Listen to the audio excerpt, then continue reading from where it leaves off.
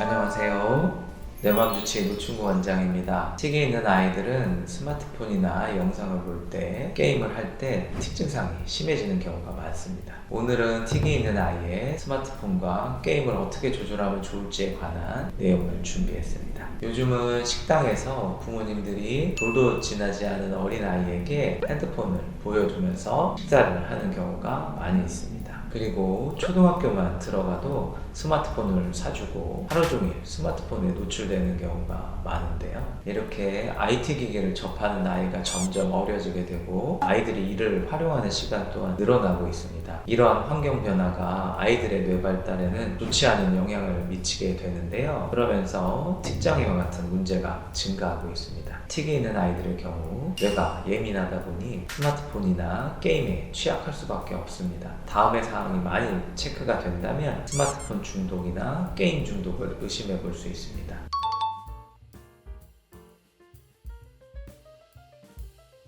스마트폰 사용이나 게임은 뇌의 도파민 보상 체계를 활성화시켜 강한 쾌락을 경험하게 되지만 이 쾌락을 위한 도파민 활성화를 반복적으로 원하게 되면서 중독으로 빠져들게 됩니다. 뇌의 보상 회로는 측핵에 의해 도파민이 분비되면서 시작되며 전전두엽은 이와 같은 잘못된 보상 활동을 억제하는 이성적 판단을 수행하게 됩니다. 하지만 소아 청소년은 전전두엽의 미성숙으로 인해서 게임 중독에 빠질 위험성이 성인보다 월등히 높습니다. 그 결과 틱장애를 가진 아이가 컴퓨터나 스마트폰 게임에 중독이 되면 도파민 분비가 증가하게 되면서 틱 증상도 더욱 심해질 수 있습니다. 특히 화면이 빨리 바뀌는 게임을 많이 하는 경우 틱이 빠르게 악화되거나 쉽게 재발할 수 있습니다. 또한 스마트폰이나 게임을 오랜 기간 하다 보면 의존성이 높아져서 더더욱 끊기가 힘들어지게 됩니다.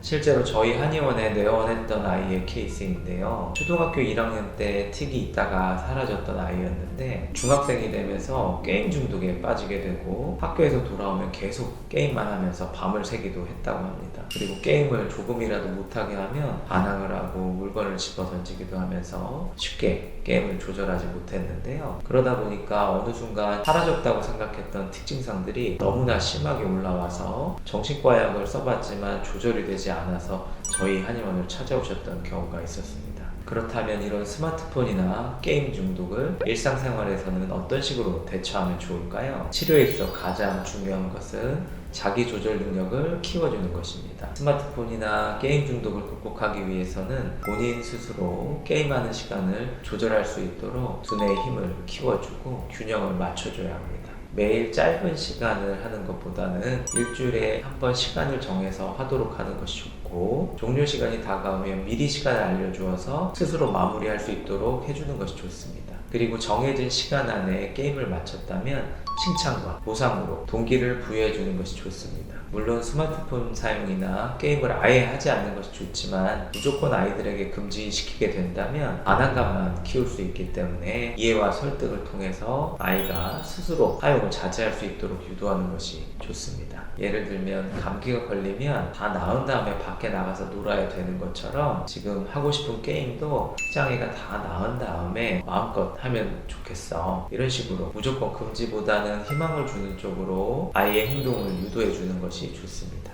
하지만 아이가 갑자기 게임을 중단하게 되면 금단 증상과 같은 현상들이 올 수 있기 때문에 이때 부모의 역할이 매우 중요합니다. 아이가 짜증을 내고 화를 내더라도 혼내거나 하기보다는 절대적인 공감을 해줄 필요가 있습니다. 그래, 너무 하고 싶은 게임인데 못해서 참 힘들지, 엄마 아빠도 그걸 이해한단다. 그렇지만 지금 우리가 이 틱을 극복하고 더 나아지기 위해서는 힘들지만 조금만 참아보자. 그리고 나중에 커서 정말 이 틱이 다 좋아지고 난 후에는 언제든지 네 마음대로 할 수 있을 테니까 조금만 참고 이겨보자.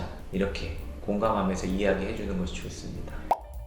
오늘은 이렇게 스마트폰 중독과 게임 중독에 대해서 이야기해보았습니다. 틱과 ADHD를 가진 우리 뇌마비들을 위한 많은 좋은 정보 만들어 가겠습니다. 구독과 좋아요 부탁드리겠습니다. 뇌맘주치의 노충구 원장이었습니다. 감사합니다.